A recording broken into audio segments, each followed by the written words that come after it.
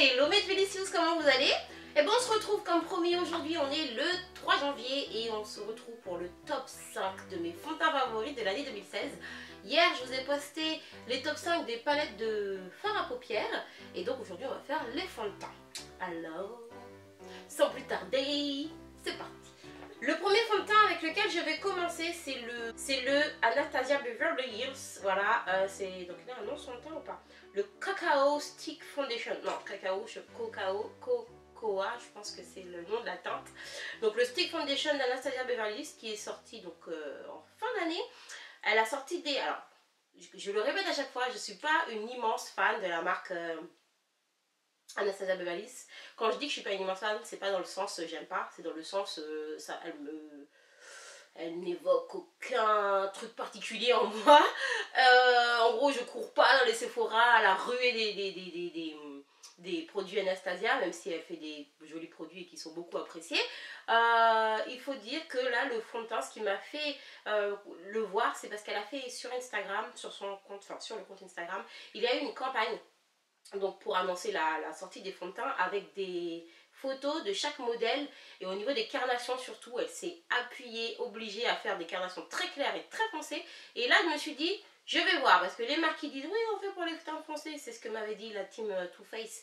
Et quand ils ont sorti les... je ne sais plus leur nom, ceux qui sont à l'eau de coco là, finalement la teinte la plus foncée ben, c'était bof bof et je ne le mets pas parce qu'il est trop clair pour moi, le plus foncé est trop clair pour moi. Donc ils avaient dit oui on a pensé aux teintes foncées, que nenni. Et donc je me suis dit bon, on va voir, c'est Anastasia Beverly Hills, ils ont fait pareil. Et surtout que dans les visuels il y avait apparemment une modèle qui avait l'air d'avoir ma carnation. Donc quand je suis allée au Canada, me suis ruée sur le stand et effectivement j'ai trouvé ma teinte, donc qui est la Cocoa, voilà. Donc c'est un stick comme ceci. Et non seulement après cette teinte là, il y a encore 3-4 couleurs, peut-être même 6 teintes qui sont disponibles. Donc j'ai hâte qu'ils sortent ici pour que vous puissiez en profiter, les avoir, etc. J'espère que toutes les teintes vont sortir parce que souvent le délire, les marques ont les produits, mais les enseignes qui reçoivent, genre Sephora, Nocibé, Marionneau, ne mettent pas toutes les carnations. C'est dommage, mais en tout cas j'ai hâte. Voilà, donc c'est ce fond de teint en stick. C'est un fond de teint qui quand même va apporter de la couvrance. Alors je sais, vous allez me dire, on n'aime pas les fonds de teint en stick, on n'aime pas. Il faut l'essayer. Il faut l'essayer parce que oui, il est en stick, oui, il a de la couvrance, mais il n'est pas au niveau texture trop envahissant, on va dire. C'est-à-dire qu'il est quand même léger et il se fond pas mal sur le teint. Je l'applique donc soit avec mon pinceau buffer, donc je fais comme ça, tchac tchac tchac. Après avec mon pinceau buffer je viens estomper le tout, ou avec ma nouvelle éponge silicone, la Silicious Sponge, je l'applique avec aussi parce que du coup ça permet de fondre le produit, de le tapoter pour qu'il ne fasse pas non plus trop de matière, trop placardée, mais il ne faut pas non plus trop, comment dire, faut pas trop non plus la diffuser, puisqu'elle de toute manière elle est un petit peu épaisse, hein. Et moi je la tapote, voilà, c'est une manière de dire que tout ça, tout ça pour dire que les matières en crème, généralement je les tapote plus à l'application que de les étirer. C'était dur.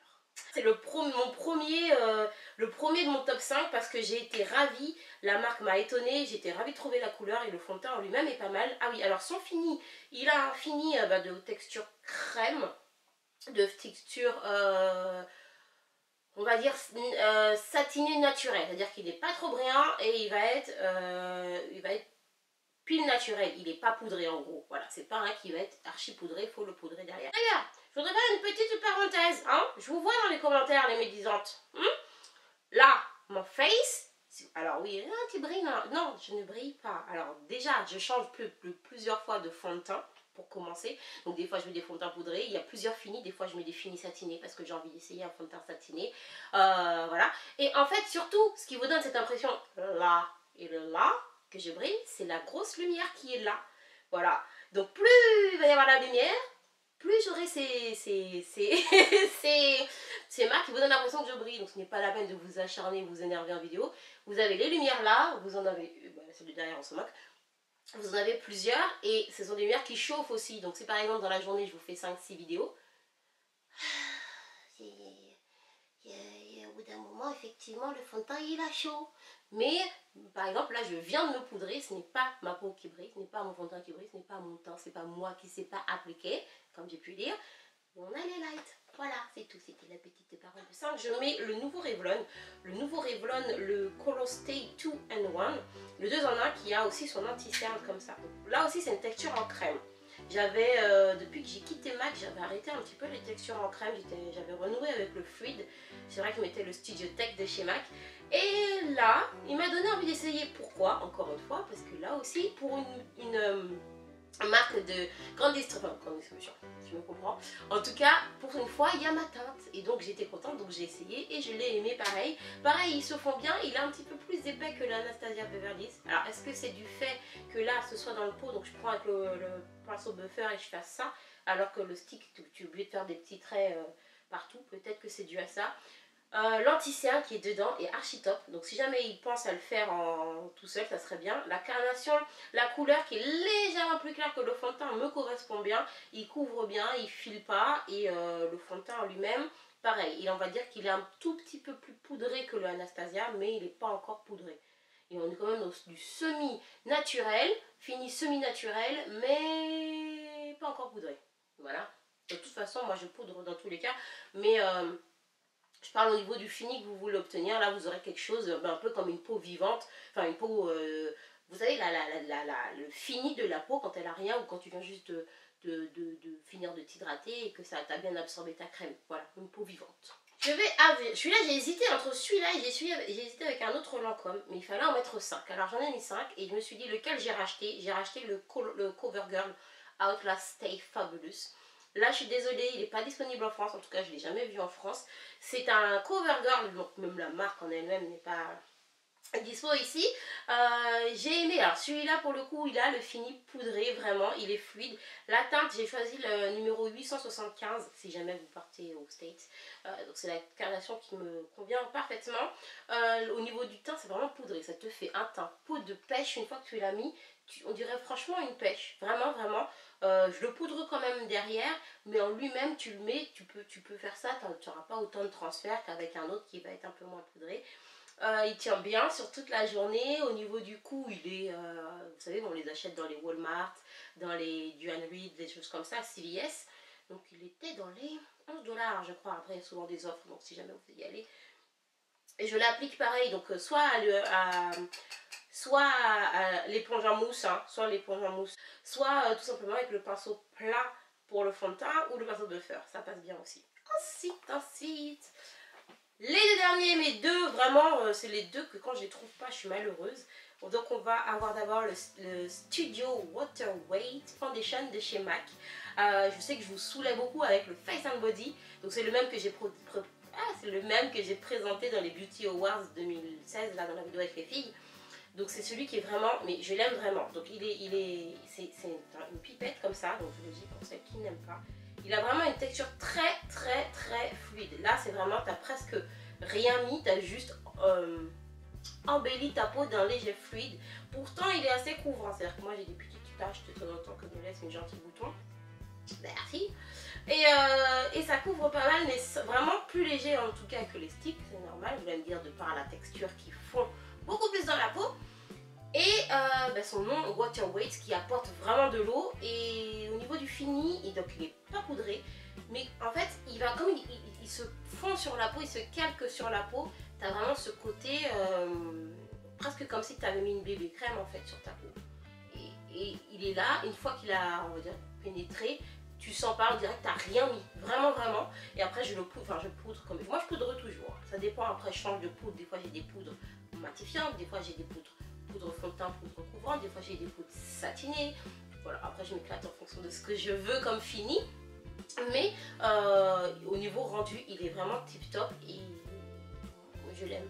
En gros il a remplacé mon Face and Body, même si je prends quand même le Face and Body, par exemple si je vais je vais dire en déplacement, mais en vacances, en gros si je vais au soleil, parce que je sais que par exemple si je pars, je vais bronzer, le fond de teint que j'aurai quand j'ai d'habitude à la maison, il va changer, mais le Face and Body, lui, il s'adapte, même si je prends deux teintes, ça passe encore le temps de revenir de vacances, alors que celui-là, il faudrait que j'essaye, j'ai pas essayé effectivement avec celui-là, il faudrait que j'essaye. Voilà, donc c'était le Studio Water Weight Foundation de chez MAC, c'est le Matte Velvet Plus de Makeup Forever. Lui aussi je l'ai présenté dans la vidéo des Awards, je l'aime pourquoi? Parce que en gros, lui, c'est comme s'il va combiner le premier que je vous ai montré Et celui que je viens de vous montrer avant, en gros il a la texture fluide, mais il a la texture fluide, mais il a la, on va dire consistance du Anastasia ou du Revlon que je vous ai montré. Ensuite, il se fond sur la peau et il fait le fini poudré du Stay Fabulous. En gros, celui-là, il fait les 4 autres. Voilà, c'est tout, faut même pas chercher. Voilà, donc il te fait vraiment ce côté poudré, peau de pêche, c'est peau de velours, voilà, ben, velvet, peau velvet. Donc c'était une petite drop comme ça. Au niveau du flacon, tu mets, moi je mets sur le pinceau puffer. Parfois j'utilise le pinceau duo fibre en mouvement comme ça pour que ce soit encore plus naturel. Est-ce que je l'ai déjà... Oui, je l'ai mis la dernière fois, j'ai testé de le mettre avec l'éponge Silicious. Donc, quand tu vas mettre sur une éponge, tu gardes en tête que l'éponge absorbe. Donc du coup, j'en ai mis trop sur l'éponge en silicone. Donc du coup, il y a juste ça, il faut s'adapter, te dire, ah non, t'as pas besoin d'en mettre autant, parce que du coup, l'éponge en silicone, la Silicious sponge là, elle absorbe absolument rien. Donc du coup, tu tapotes, même pour le coin de l'œil là. Et c'était pas mal aussi avec au niveau du rendu, parce que du coup, ça fait... En gros, c'est comme si tu prenais tes doigts et que tu appliquais aux doigts sans te salir les... Voilà, donc ça c'est le terminé de mon top 5. Donc pour récapépète, j'ai le matte velvet de Make Up Forever qui me fait un fini poudré et qui a une texture fluide un peu comme de l'eau, c'est pour ça que j'aime. On a le Outlast Stay Fabulous.